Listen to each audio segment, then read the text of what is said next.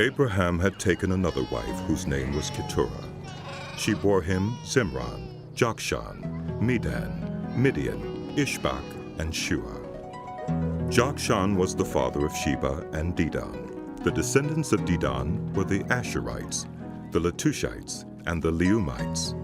The sons of Midian were Ephah, Hanok, Abida, and Eldaah. All these were descendants of Keturah. Abraham left everything he owned to Isaac, but while he was still living, he gave gifts to the sons of his concubines and sent them away from his son Isaac to the land of the east. Abraham lived 175 years. Then Abraham breathed his last and died at a good old age, an old man and full of years, and he was gathered to his people. His sons Isaac and Ishmael buried him in the cave of Machpelah near Mamre, in the field of Ephron, son of Zohar the Hittite, the field Abraham had bought from the Hittites. There Abraham was buried with his wife Sarah. After Abraham's death, God blessed his son Isaac, who then lived near Beer-lahai-roi.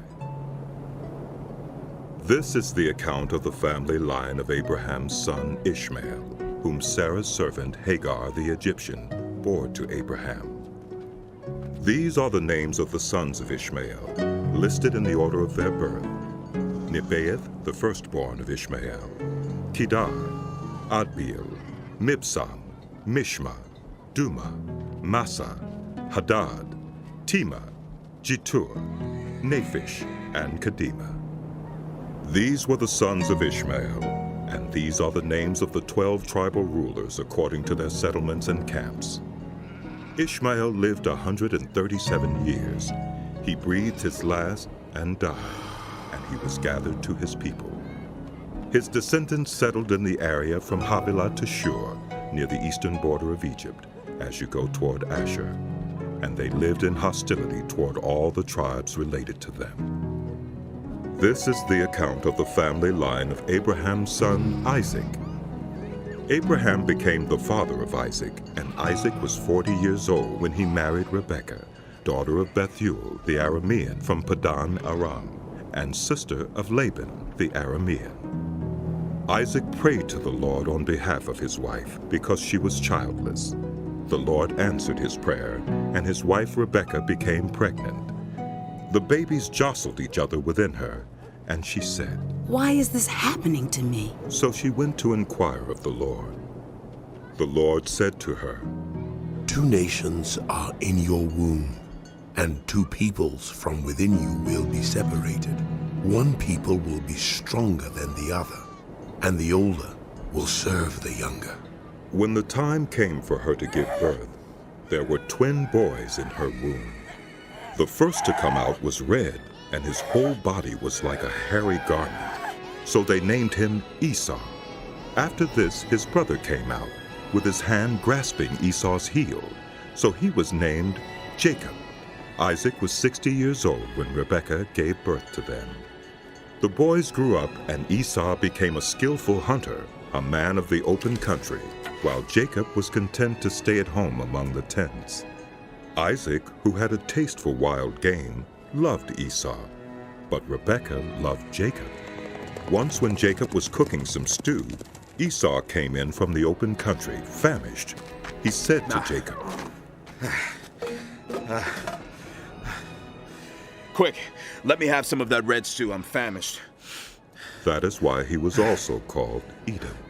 Jacob replied, "First, sell me your birthright." "Oh, what? Look, I'm about to die." Esau said. "All right, what good is the birthright to me?" But Jacob said, "Swear to me first." So he swore an oath to him, selling his birthright to Jacob. Then Jacob gave Esau some bread and some lentil stew. He ate and drank, and then got up and left. So Esau despised his birthright. Now there was a famine in the land, besides the previous famine in Abraham's time. And Isaac went to Abimelech, king of the Philistines, in Gerar. The Lord appeared to Isaac and said, Do not go down to Egypt. Live in the land where I tell you to live. Stay in this land for a while, and I will be with you and will bless you. For to you and your descendants I will give all these lands and will confirm the oath I swore to your father Abraham. I will make your descendants as numerous as the stars in the sky, and will give them all these lands, and through your offspring all nations on earth will be blessed, because Abraham obeyed me and did everything I required of him, keeping my commands, my decrees, and my instructions. So Isaac stayed in Gerar. When the men of that place asked him about his wife, he said, "She is my sister." because he was afraid to say, "She is my wife," he thought, The men of this place might kill me on account of Rebekah, because she is beautiful. when Isaac had been there a long time, Abimelech, king of the Philistines, looked down from a window and saw Isaac caressing his wife Rebekah. So Abimelech summoned Isaac and said, She is really your wife? Why did you say, she is my sister? Isaac answered him. Because I thought I might lose my life on account of her. Then Abimelech said, What is this you have done to us? One of the men might well have slept with your wife, and you would have brought guilt upon us. So Abimelech gave orders to all the people. Anyone who harms this man or his wife shall surely be put to death. Isaac planted crops in that land, and the same year reaped 100-fold, because the Lord blessed him. The man became rich, and his wealth continued to grow until he became very wealthy. He had so many flocks and herds and servants that the Philistines envied him. So all the wells that his father's servants had dug in the time of his father Abraham, the Philistines stopped up, filling them with earth. Then Abimelech said to Isaac, Move away from us. You have become too powerful for us. So Isaac moved away from there and encamped in the valley of Gerar, where he settled. Isaac reopened the wells that had been dug in the time of his father Abraham, which the Philistines had stopped up after Abraham died, and he gave them the same names his father had given them. Isaac's servants dug in the valley and discovered a well of fresh water there.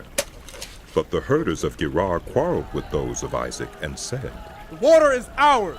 So he named the well Esek, because they disputed with him. Then they dug another well, but they quarreled over that one also. So he named it Sitnah. He moved on from there and dug another well, and no one quarreled over it. He named it Rehoboth, saying, Now the Lord has given us room, and we will flourish in the land. From there he went up to Beersheba. That night the Lord appeared to him and said, I am the God of your father Abraham. Do not be afraid, for I am with you. I will bless you and will increase the number of your descendants for the sake of my servant Abraham. Isaac built an altar there and called on the name of the Lord. There he pitched his tent, and there his servants dug a well. Meanwhile, Abimelech had come to him from Gerar, with Ahuzzath, his personal advisor, and Phicol, the commander of his forces. Isaac asked them, Why have you come to me, since you were hostile to me and sent me away? They answered, We saw clearly that the Lord was with you. So we said, there ought to be a sworn agreement between us and you. Let us make a treaty with you that you will do us no harm, just as we did not harm you, but always treated you well, and sent you away peacefully. And now you are blessed by the Lord. Isaac then made a feast for them, and they ate and drank. Early the next morning, the men swore an oath to each other. Then Isaac sent them on their way, and they went away peacefully. That day Isaac's servants came and told him about the well they had dug. They said, We found water. He called it Sheba, and to this day, the name of the town has been Beersheba. When Esau was 40 years old, he married Judith, daughter of Beeri the Hittite, and also Basemeth, daughter of Elon the Hittite. They were a source of grief to Isaac and Rebekah. When Isaac was old and his eyes were so weak that he could no longer see, he called for Esau, his older son, and said to him, My son. Here I am. He answered. Isaac said, I am now an old man and don't know the day of my death. Now then, get your equipment, your quiver and bow, and go out to the open country to hunt some wild game for me. Prepare me the kind of tasty food I like, and bring it to me to eat, so that I may give you my blessing before I die. Now Rebekah was listening as Isaac spoke to his son Esau. When Esau left for the open country to hunt game and bring it back, Rebekah said to her son Jacob, Look, I overheard your father say to your brother Esau, bring me some game and prepare me some tasty food to eat, so that I may give you my blessing in the presence of the Lord before I die. Now, my son, listen carefully and do what I tell you. Go out to the flock and bring me 2 choice young goats, so I can prepare some tasty food for your father, just the way he likes it. Then take it to your father to eat, so that he may give you his blessing before he dies. Jacob said to Rebekah, his mother, But my brother Esau is a hairy man, while I have smooth skin. What if my father touches me? I would appear to be tricking him and would bring down a curse on myself rather than a blessing. His mother said to him, My son, let the curse fall on me. Just do what I say. Go and get them for me. So he went and got them and brought them to his mother, and she prepared some tasty food, just the way his father liked it. Then Rebekah took the best clothes of Esau, her older son, which she had in the house, and put them on her younger son Jacob. She also covered his hands and the smooth part of his neck with the goat skins. Then she handed to her son Jacob the tasty food and bread she had made. He went to his father and said, My father. Yes, my son. He answered. Who is it? Jacob said to his father, I am Esau, your firstborn. I have done as you told me. Please sit up and eat some of my game, so that you may give me your blessing. Isaac asked his son, How did you find it so quickly, my son? The Lord, your God, gave me success. He replied. Then Isaac said to Jacob, Come near, so I can touch you, my son, to know whether you really are my son Esau or not. Jacob went close to his father Isaac, who touched him and said, The voice is the voice of Jacob, but the hands are the hands of Esau. He did not recognize him, for his hands were hairy like those of his brother Esau. So he proceeded to bless him. Are you really my son, Esau? I am. He replied.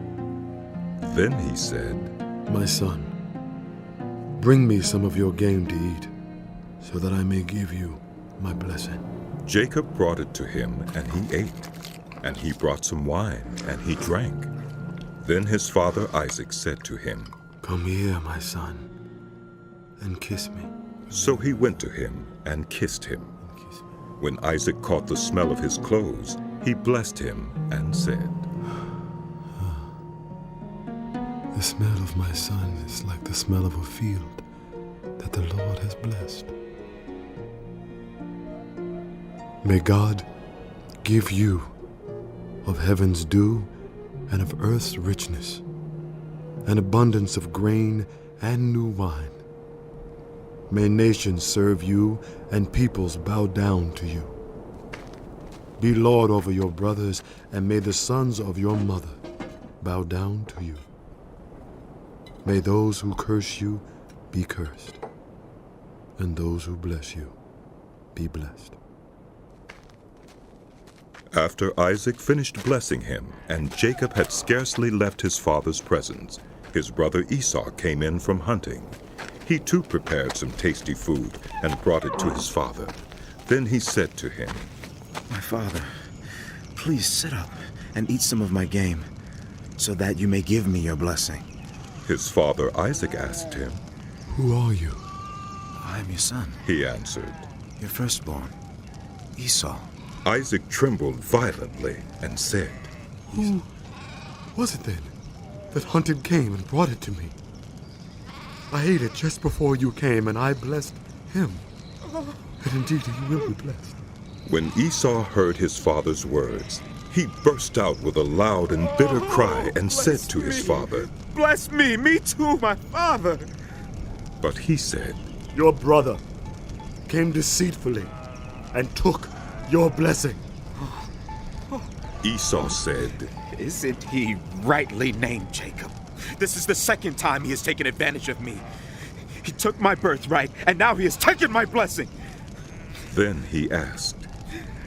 Haven't you reserved any blessing for me? Isaac answered Esau, I have made him lord over you, and have made all his relatives his servants. And I have sustained him with grain and new wine. No, Father, don't tell me. No. So what can I possibly do for you, my son? Esau said to his father, What, do you only have one blessing? Oh, my father, bless me too. My father. Then Esau wept aloud. His father Isaac answered him, Your dwelling will be away from the earth's richness, away from the dew of heaven above. You will live by the sword, and you will serve your brother. But when you grow restless, you will throw his yoke from off your neck. Esau held a grudge against Jacob because of the blessing his father had given him. He said to himself, The days of mourning for my father are near. Then I will kill my brother Jacob. When Rebekah was told what her older son Esau had said, she sent for her younger son Jacob and said to him, Your brother Esau is planning to avenge himself by killing you. Now then, my son, do what I say. Flee at once to my brother Laban in Haran. Stay with him for a while until your brother's fury subsides. When your brother is no longer angry with you and forgets what you did to him, I'll send word for you to come back from there. Why should I lose both of you in one day? Then Rebekah said to Isaac, I'm disgusted with living because of these Hittite women. If Jacob takes a wife from among the women of this land, from Hittite women like these, my life will not be worth living. So Isaac called for Jacob and blessed him. Then he commanded him, Do not marry a Canaanite woman. Go at once to Padan Aram, to the house of your mother's father Bethuel. Take a wife for yourself there, from among the daughters of Laban, your mother's brother. May God Almighty bless you and make you fruitful, and increase your numbers until you become a community of peoples. May he give you and your descendants the blessing given to Abraham, so that you may take possession of the land where you now reside as a foreigner. The land God gave to Abraham. Then Isaac sent Jacob on his way, and he went to Padan Aram, to Laban, son of Bethuel the Aramean, the brother of Rebekah, who was the mother of Jacob and Esau. Now Esau learned that Isaac had blessed Jacob and had sent him to Padan Aram to take a wife from there, and that when he blessed him, he commanded him, Do not marry a Canaanite woman, and that Jacob had obeyed his father and mother and had gone to Padan Aram. Esau then realized how displeasing the Canaanite women were to his father Isaac. So he went to Ishmael and married Mahalath, the sister of Nebaioth, and daughter of Ishmael, son of Abraham, in addition to the wives he already had. Jacob left Beersheba and set out for Haran. When he reached a certain place, he stopped for the night because the sun had set. Taking one of the stones there, he put it under his head and lay down to sleep. He had a dream in which he saw a stairway resting on the earth, with its top reaching to heaven, and the angels of God were ascending and descending on it.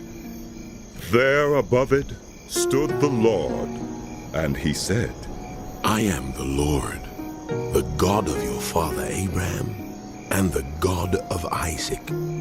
I will give you and your descendants the land on which you are lying.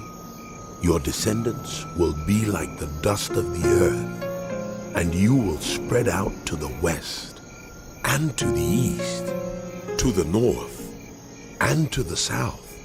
All peoples on earth will be blessed through you and your offspring. I am with you, and will watch over you wherever you go, and I will bring you back to this land. I will not leave you until I have done what I have promised you. When Jacob awoke from his sleep, he thought, Surely the Lord is in this place, and I was not aware of it. he was afraid and said, How awesome is this place! This is none other than the house of God. This is the gate of heaven. Early the next morning, Jacob took the stone he had placed under his head and set it up as a pillar and poured oil on top of it. He called that place Bethel, though the city used to be called Luz. Then Jacob made a vow, saying, If God will be with me and will watch over me on this journey I am taking, and will give me food to eat and clothes to wear, so that I return safely to my father's household, then the Lord will be my God, and this stone that I have set up as a pillar will be God's house. And of all that you give me, I will give you a tenth. Then Jacob continued on his journey and came to the land of the eastern peoples. There he saw a well in the open country, with 3 flocks of sheep lying near it, because the flocks were watered from that well. The stone over the mouth of the well was large. When all the flocks were gathered there, the shepherds would roll the stone away from the well's mouth and water the sheep. Then they would return the stone to its place over the mouth of the well. Jacob asked the shepherds, My brothers, where are you from? We're from Haran. They replied. He said to them, Do you know Laban, Nahor's grandson? Yes, we know him. They answered. Then Jacob asked them. Is he well? Yes, he is. They said. And here comes his daughter Rachel with the sheep. Look, He said, the sun is still high. It is not time for the flocks to be gathered. Water the sheep and take them back to pasture. We can't, They replied. until all the flocks are gathered and the stone has been rolled away from the mouth of the well. Then we will water the sheep. While he was still talking with them, Rachel came with her father's sheep, for she was their shepherd. When Jacob saw Rachel, daughter of Laban, his mother's brother, and Laban's sheep, he went over and rolled the stone away from the mouth of the well and watered his uncle's sheep. Then Jacob kissed Rachel and began to weep aloud. He had told Rachel that he was a relative of her father and a son of Rebekah, so she ran and told her father. As soon as Laban heard the news about Jacob, his sister's son, he hurried to meet him. He embraced him and kissed him and brought him to his home, and there Jacob told him all these things. Then Laban said to him, You are my own flesh and blood. After Jacob had stayed with him for a whole month, Laban said to him, Just because you are a relative of mine, should you work for me for nothing? Tell me what your wages should be. Now Laban had 2 daughters. The name of the older was Leah, and the name of the younger was Rachel. Leah had weak eyes, but Rachel had a lovely figure and was beautiful. Jacob was in love with Rachel and said, I'll work for you 7 years in return for your younger daughter, Rachel. Laban said, It's better that I give her to you than to some other man. Stay here with me. So Jacob served 7 years to get Rachel, but they seemed like only a few days to him because of his love for her. Then Jacob said to Laban, Give me my wife. My time is completed, and I want to make love to her. So Laban brought together all the people of the place and gave a feast. But when evening came, he took his daughter Leah and brought her to Jacob. And Jacob made love to her. And Laban gave his servant Zilpah to his daughter as her attendant. When morning came, there was Leah. So Jacob said to Laban, What is this you have done to me? I served you for Rachel, didn't I? Why have you deceived me? Laban replied, It is not our custom here to give the younger daughter in marriage before the older one. Finish this daughter's bridal week. Then we will give you the younger one also, in return for another 7 years of work. And Jacob did so. He finished the week with Leah, and then Laban gave him his daughter Rachel to be his wife. Laban gave his servant Bilhah to his daughter Rachel as her attendant. Jacob made love to Rachel also, and his love for Rachel was greater than his love for Leah, and he worked for Laban another 7 years. When the Lord saw that Leah was not loved, he enabled her to conceive, but Rachel remained childless. Leah became pregnant and gave birth to a son. She named him Reuben, for she said, It is because the Lord has seen my misery. Surely my husband will love me now. She conceived again, and when she gave birth to a son, she said, Because the Lord heard that I am not loved, he gave me this one too. So she named him Simeon. Again she conceived, and when she gave birth to a son, she said, Now at last my husband will become attached to me, because I have borne him 3 sons. So he was named Levi. She conceived again, and when she gave birth to a son, she said, This time I will praise the Lord. So she named him Judah. Then she stopped having children. When Rachel saw that she was not bearing Jacob any children, she became jealous of her sister. So she said to Jacob, Give me children, or I'll die. Jacob became angry with her and said, Am I in the place of God, who has kept you from having children? Then she said, Here is Bilhah, my servant. Sleep with her so that she can bear children for me, and I too can build a family through her. So she gave him her servant Bilhah as a wife. Jacob slept with her, and she became pregnant and bore him a son. Then Rachel said, God has vindicated me. He has listened to my plea and given me a son. Because of this, she named him Dan. Rachel's servant Bilhah conceived again and bore Jacob a second son. Then Rachel said, I have had a great struggle with my sister, and I have won. So she named him Naphtali. When Leah saw that she had stopped having children, she took her servant Zilpah and gave her to Jacob as a wife. Leah's servant Zilpah bore Jacob a son. Then Leah said, What good fortune. So she named him Gad. Leah's servant Zilpah bore Jacob a second son. Then Leah said, How happy I am. The women will call me happy. So she named him Asher. During wheat harvest, Reuben went out into the fields and found some mandrake plants, which he brought to his mother Leah. Rachel said to Leah, Please, give me some of your son's mandrakes. But she said to her, Wasn't it enough that you took away my husband? Will you take my son's mandrakes too? Very well. Rachel said. He can sleep with you tonight, in return for your son's mandrakes. So when Jacob came in from the fields that evening, Leah went out to meet him. You must sleep with me, She said. I have hired you with my son's mandrakes. So he slept with her that night. God listened to Leah, and she became pregnant and bore Jacob a 5th son. Then Leah said, God has rewarded me for giving my servant to my husband. So she named him Issachar. Leah conceived again and bore Jacob a 6th son. Then Leah said, God has presented me with a precious gift. This time my husband will treat me with honor, because I have borne him 6 sons. So she named him Zebulun. Sometime later she gave birth to a daughter and named her Dinah. Then God remembered Rachel. He listened to her and enabled her to conceive. She became pregnant and gave birth to a son and said, God has taken away my disgrace. She named him Joseph and said, May the Lord add to me another son. After Rachel gave birth to Joseph, Jacob said to Laban, Send me on my way so I can go back to my own homeland. Give me my wives and children for whom I have served you, and I will be on my way. You know how much work I've done for you. But Laban said to him, If I have found favor in your eyes, please stay. I have learned by divination that the Lord has blessed me because of you.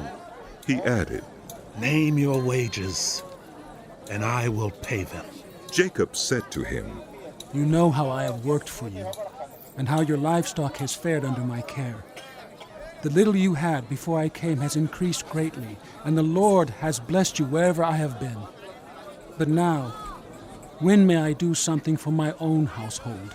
What shall I give you? He asked. Don't give me anything. Jacob replied, But if you will do this one thing for me, I will go on tending your flocks and watching over them. Let me go through all your flocks today and remove from them every speckled or spotted sheep, every dark-colored lamb, and every spotted or speckled goat. They will be my wages. And my honesty will testify for me in the future. Whenever you check on the wages you have paid me, any goat in my possession that is not speckled or spotted, or any lamb that is not dark-colored, will be considered stolen. Agreed, said Laban. Let it be as you have said. That same day he removed all the male goats that were streaked or spotted, and all the speckled or spotted female goats, all that had white on them, and all the dark-colored lambs, and he placed them in the care of his sons. Then he put a 3-day journey between himself and Jacob, while Jacob continued to tend the rest of Laban's flocks. Jacob, however, took fresh-cut branches from poplar, almond, and plane trees, and made white stripes on them by peeling the bark and exposing the white inner wood of the branches. Then he placed the peeled branches in all the watering troughs, so that they would be directly in front of the flocks when they came to drink. When the flocks were in heat and came to drink, they mated in front of the branches, and they bore young that were streaked or speckled or spotted. Jacob set apart the young of the flock by themselves, but made the rest face the streaked and dark-colored animals that belonged to Laban. Thus he made separate flocks for himself and did not put them with Laban's animals. Whenever the stronger females were in heat, Jacob would place the branches in the troughs in front of the animals so they would mate near the branches. But if the animals were weak, he would not place them there. So the weak animals went to Laban, and the strong ones to Jacob.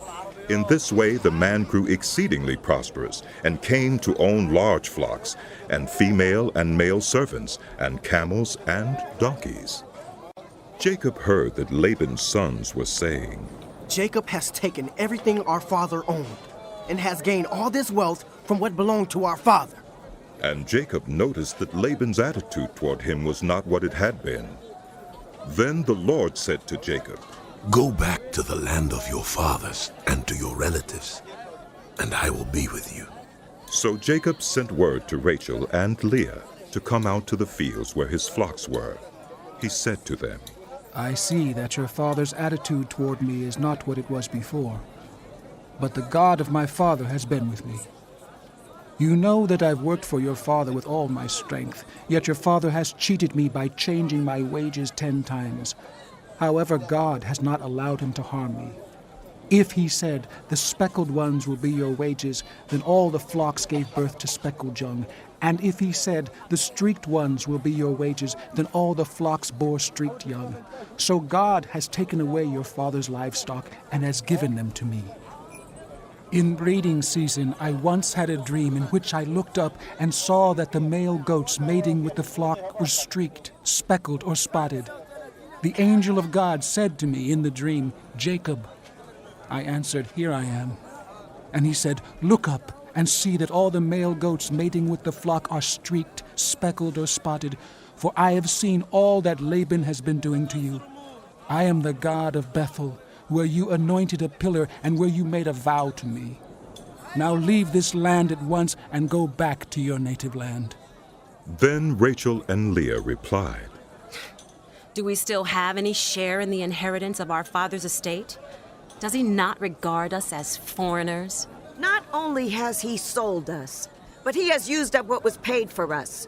Surely all the wealth that God took away from our father belongs to us and our children. So do whatever God has told you. Then Jacob put his children and his wives on camels, and he drove all his livestock ahead of him, along with all the goods he had accumulated in Padan Aram, to go to his father Isaac in the land of Canaan. When Laban had gone to shear his sheep, Rachel stole her father's household gods. Moreover, Jacob deceived Laban, the Aramean, by not telling him he was running away. So he fled with all he had, crossed the Euphrates River, and headed for the hill country of Gilead. On the third day, Laban was told that Jacob had fled. Taking his relatives with him, he pursued Jacob for 7 days and caught up with him in the hill country of Gilead. Then God came to Laban the Aramean in a dream at night and said to him, Be careful not to say anything to Jacob, either good or bad. Jacob had pitched his tent in the hill country of Gilead when Laban overtook him, and Laban and his relatives camped there too. Then Laban said to Jacob, What have you done? You've deceived me, and you've carried off my daughters like captives in war. Why did you run off secretly and deceive me? Why didn't you tell me so I could send you away with joy and singing to the music of timbrels and harps? You didn't even let me kiss my grandchildren and my daughters goodbye. You have done a foolish thing. I have the power to harm you. But last night the God of your father said to me, Be careful not to say anything to Jacob, either good or bad. Now you have gone off because you long to return to your father's household. But why did you steal my gods? Jacob answered Laban, I was afraid because I thought you would take your daughters away from me by force. But if you find anyone who has your gods, that one shall not live. In the presence of our relatives, see for yourself whether there is anything of yours here with me. And if so, take it. Now Jacob did not know that Rachel had stolen the gods. So Laban went into Jacob's tent, and into Leah's tent, and into the tent of the 2 female servants, but he found nothing. After he came out of Leah's tent, he entered Rachel's tent. Now Rachel had taken the household gods and put them inside her camel's saddle, and was sitting on them. Laban searched through everything in the tent, but found nothing. Rachel said to her father, Don't be angry, my lord, that I cannot stand up in your presence. I'm having my period. So he searched, but could not find the household gods. Jacob was angry and took Laban to task. What is my crime? He asked Laban. How have I wronged you that you hunt me down? Now that you have searched through all my goods, what have you found that belongs to your household? Put it here in front of your relatives and mine, and let them judge between the two of us. I have been with you for 20 years now. Your sheep and goats have not miscarried, nor have I eaten rams from your flocks. I did not bring you animals torn by wild beasts. I bore the loss myself. And you demanded payment from me for whatever was stolen by day or night. This was my situation.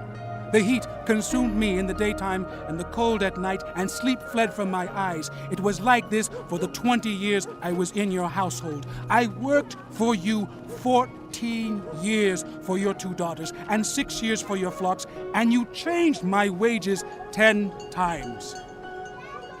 If the God of my father, the God of Abraham, and the fear of Isaac had not been with me, you would surely have sent me away empty-handed.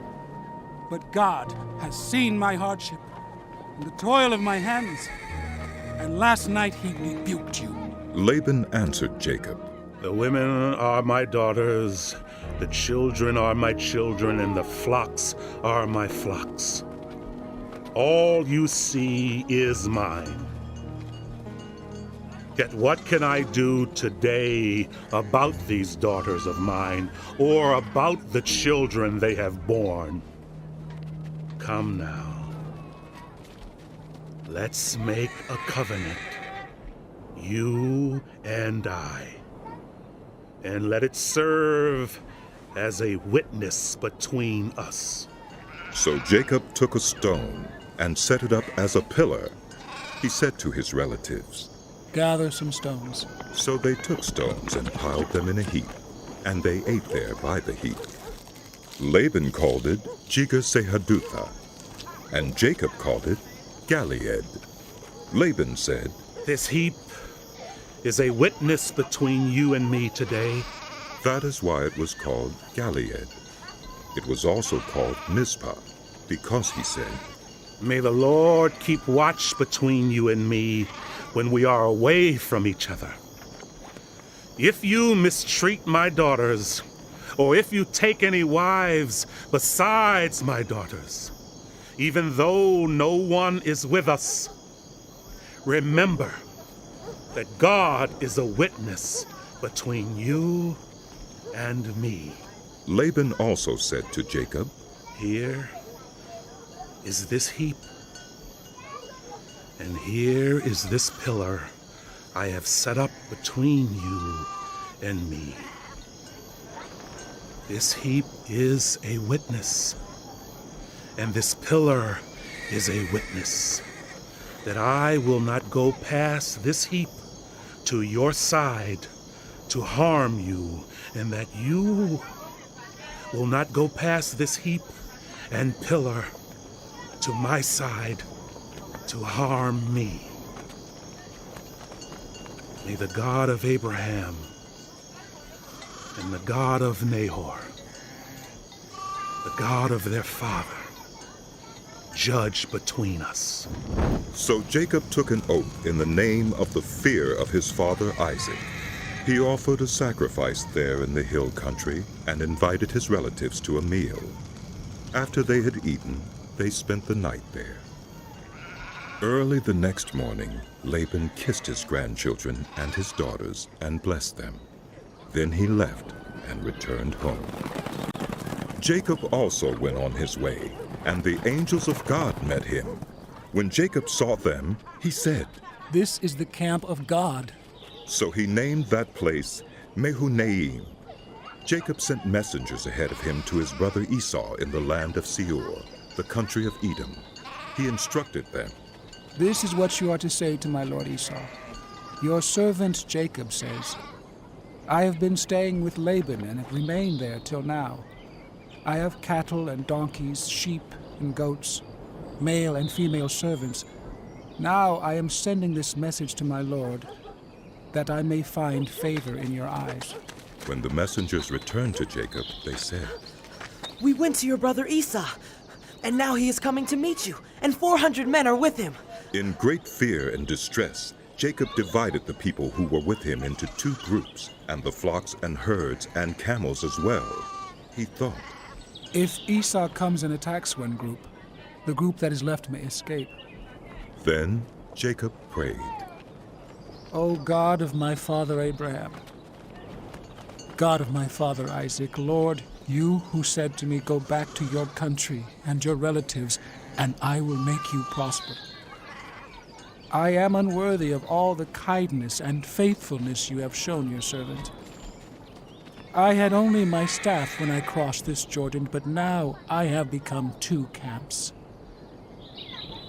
Save me, I pray, from the hand of my brother Esau, for I am afraid he will come and attack me, and also the mothers with their children. But you have said, I will surely make you prosper, and will make your descendants like the sand of the sea, which cannot be counted.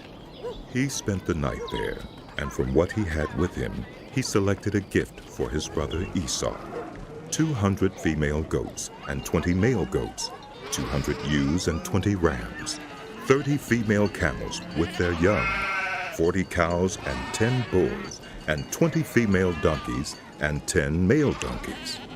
He put them in the care of his servants, each herd by itself, and said to his servants, Go ahead of me and keep some space between the herds.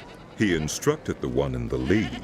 When my brother Esau meets you and asks, Who do you belong to, and where are you going, and who owns all these animals in front of you? Then you are to say, They belong to your servant Jacob.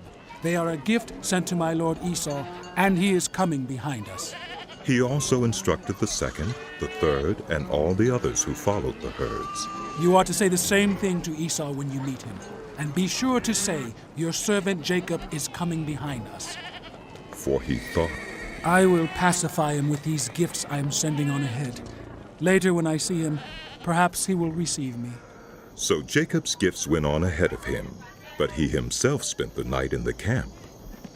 That night, Jacob got up and took his 2 wives, his 2 female servants, and his 11 sons, and crossed the ford of the Jabbok. After he had sent them across the stream, he sent over all his possessions. So Jacob was left alone, and a man wrestled with him till daybreak. When the man saw that he could not overpower him, he touched the socket of Jacob's hip, so that his hip was wrenched as he wrestled with the man. Then the man said, Let me go, for it is daybreak. But Jacob replied, I will not let you go unless you bless me. The man asked him, What is your name? Jacob, he answered. Then the man said, Your name will no longer be Jacob, but Israel, because you have struggled with God and with human beings and have overcome. Jacob said, Please tell me your name. But he replied, Why do you ask my name? Then he blessed him there. So Jacob called the place Peniel, saying, It is because I saw God face to face, and yet my life was spared. The sun rose above him as he passed Peniel, and he was limping because of his hip. Therefore, to this day, the Israelites do not eat the tendon attached to the socket of the hip, because the socket of Jacob's hip was touched near the tendon. Jacob looked up, and there was Esau, coming with his 400 men. So he divided the children among Leah, Rachel, and the 2 female servants. He put the female servants and their children in front, Leah and her children next, and Rachel and Joseph in the rear. He himself went on ahead and bowed down to the ground 7 times as he approached his brother. But Esau ran to meet Jacob and embraced him. He threw his arms around his neck and kissed him, and they went. Then Esau looked up and saw the women and children. Who are these with you? He asked. Jacob answered, They are the children God has graciously given your servant. Then the female servants and their children approached and bowed down. Next, Leah and her children came and bowed down. Last of all came Joseph and Rachel, and they too bowed down. Esau asked,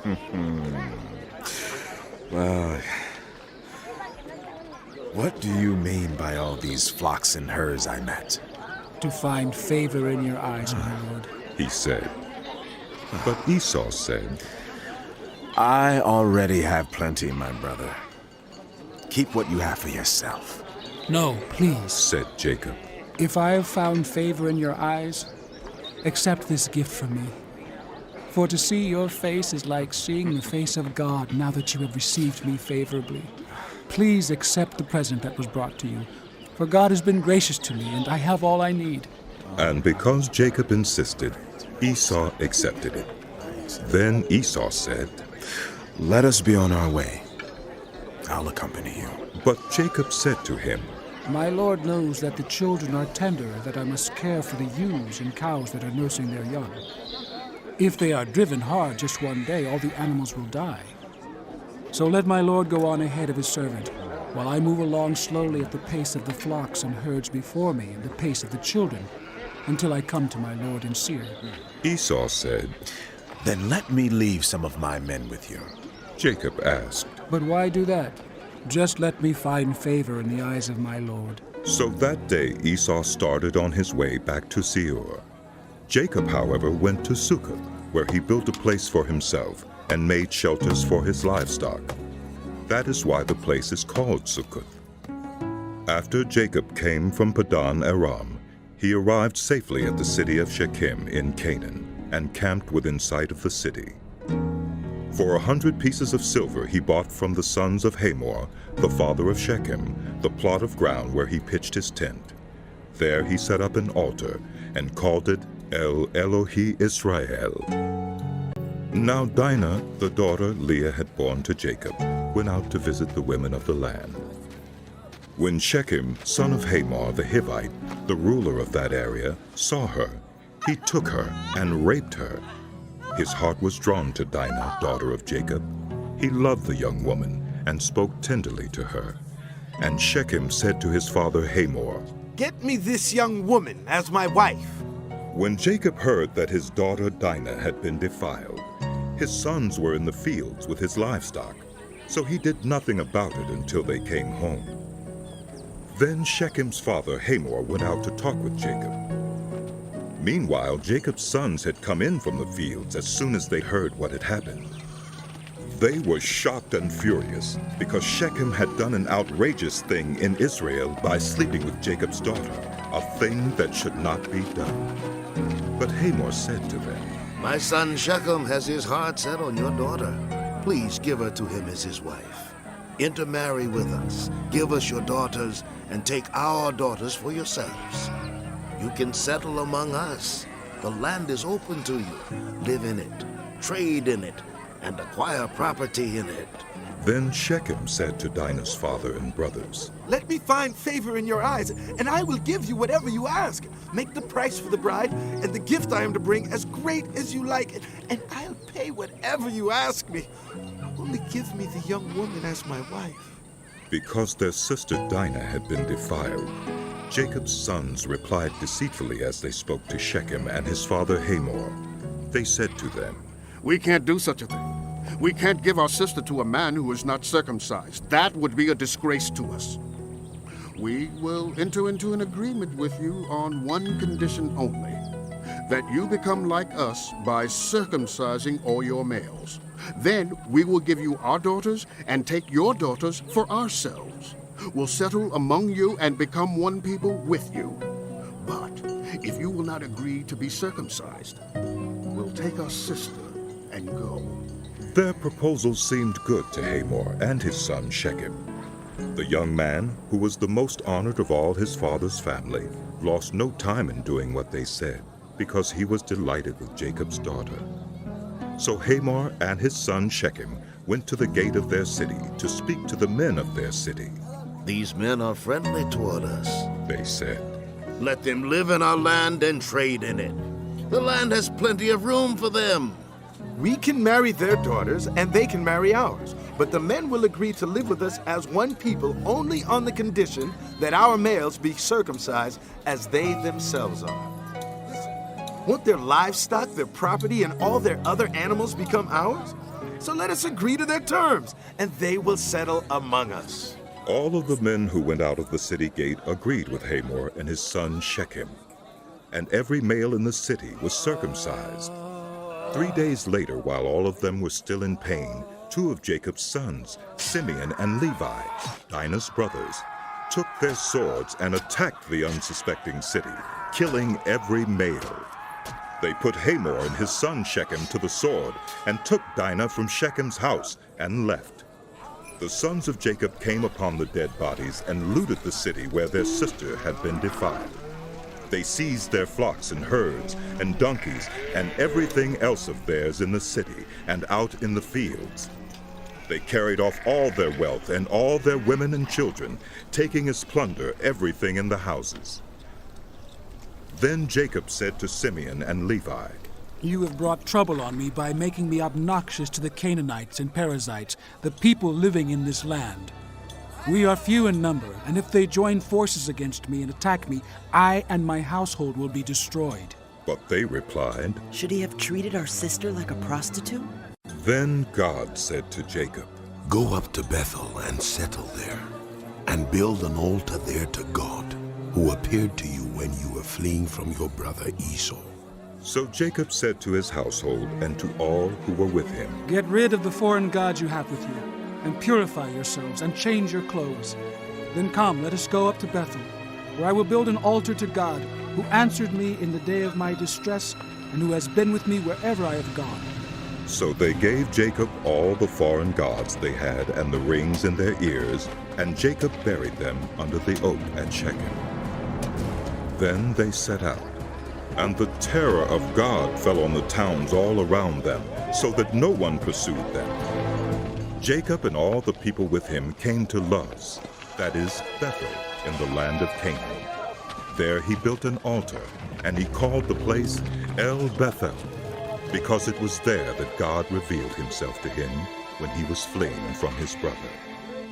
Now Deborah, Rebekah's nurse, died and was buried under the oak below Bethel. So it was named Allon Bakuth. After Jacob returned from Padan Aram, God appeared to him again and blessed him. God said to him, Your name is Jacob, but you will no longer be called Jacob. Your name will be Israel. So he named him Israel. And God said to him, I am God the Almighty. Be fruitful and increase in number.